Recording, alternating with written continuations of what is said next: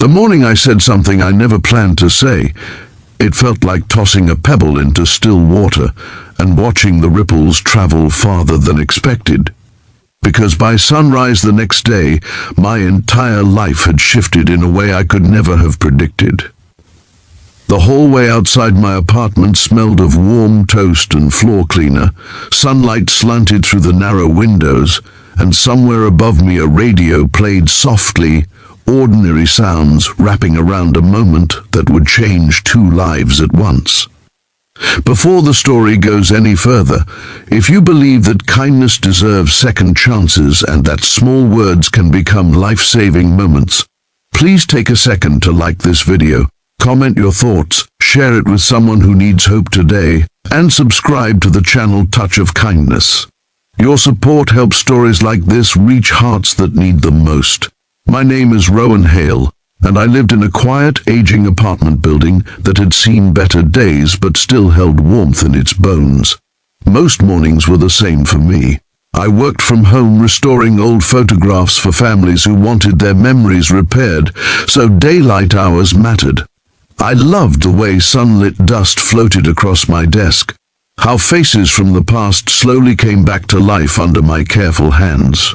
It was peaceful work, the kind that let me breathe after a difficult chapter in my own life, one I had closed quietly and never reopened. The building suited me.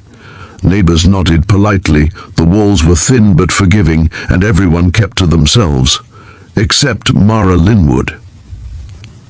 Mara lived across the hall, and for months I had noticed the way her presence felt like a storm contained behind a door. She was in her early 30s, with tired eyes that looked older than the rest of her face, and she moved through the hall as if trying to make herself smaller. Her footsteps were quick and careful. Some mornings she left before sunrise, some afternoons she returned with groceries clutched tightly, her shoulders tense, as if bracing for impact. I never heard loud arguments or crashing sounds, just a heavy silence that followed her like a shadow, broken sometimes by a muffled sob that drifted through the thin walls when the building settled at night. I tried to mind my own business. I told myself everyone carried invisible weight, that it was not my place to pry. But one afternoon, as sunlight filled the hallway and the building felt unusually alive, I saw her sitting on the stairwell, her face buried in her hands, grocery bags tipped over beside her. Apples had rolled across the steps, catching the light like small red warnings. I knelt to help without thinking, gathering the fruit and placing it back into the bag. Her eyes were red, her breathing uneven, and for a moment she looked startled, as if kindness had caught her off guard. We sat there longer than expected, the stairwell warm and quiet, dust motes dancing between us. I did not ask questions, and she did not offer explanations. But as she wiped her face and thanked me softly, something in my chest tightened. When she stood to leave, shoulders hunched as usual, the words escaped me before caution could stop them. I told her, gently but firmly, that she deserved better than whatever was weighing her down. Better than living like she was constantly apologizing for existing. The words hung in the air, heavy and bright all at once. She froze, then nodded without looking back, carrying her bags up the stairs. I stood there afterward, heart pounding, wondering if I had crossed a line. The rest of the day passed in a blur. I returned to my desk, but the photographs blurred together, faces losing focus as my thoughts kept returning to the look in her eyes, a mix of fear and something dangerously close to hope. That night, sleep came in fragments. Morning light woke me early, flooding my apartment with gold. I made coffee, listening to the building wake up around me, and tried to shake the feeling that something was about to happen. At a little past 8, as I was adjusting the curtains, a knock echoed through my apartment. It was firm but hesitant, the kind of knock that asked permission even while standing there. When I opened the door, Mara stood in the hallway with 2 worn suitcases at her feet and a canvas bag slung over her shoulder. Her hair was pulled back hastily, eyes swollen but clear. and the morning light framed her like a beginning. She looked exhausted and terrified and determined all at once. The hallway felt suddenly too small for the weight of the moment.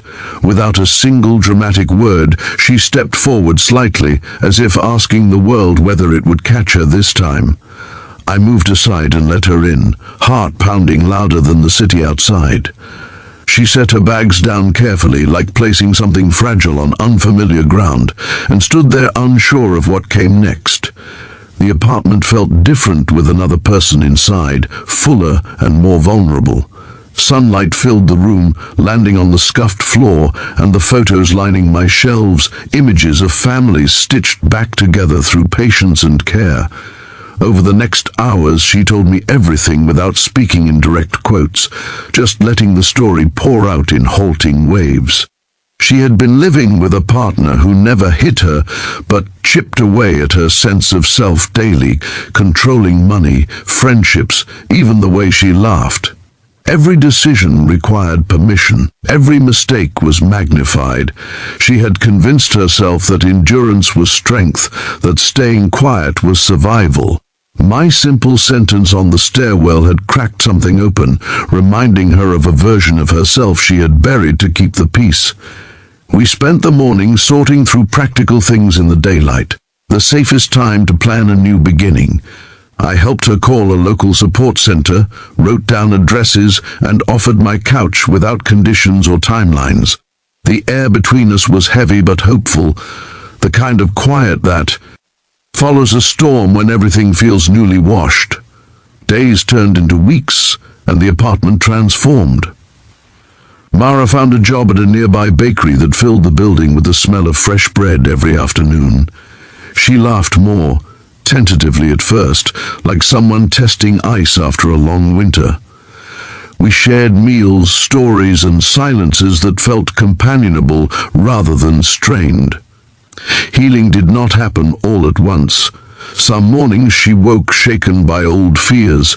Some afternoons she doubted herself, but each day the light seemed to linger a little longer. Watching her reclaim pieces of herself changed me too. I realized how much of my own life I had put on pause after past disappointments, choosing solitude because it felt safer. Helping her step into something better reminded me that isolation was not the same as peace.